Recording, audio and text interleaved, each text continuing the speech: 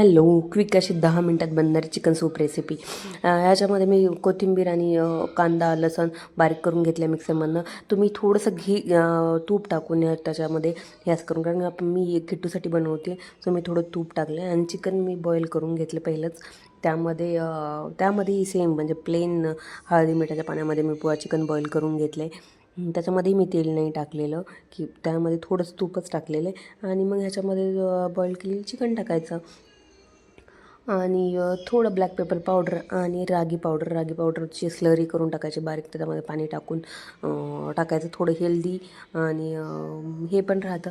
आणि असं क्विक असं 10 मिनटामध्ये बॉईल्ड जर असेल तर त्याचे अर्धा तास वेगळं, बट हे बॉईल्ड असेल चिकन तर असं हे 10 मिनटातच बनतं, 10 मिनटाहीपेक्षा कमी वेळात बनतं.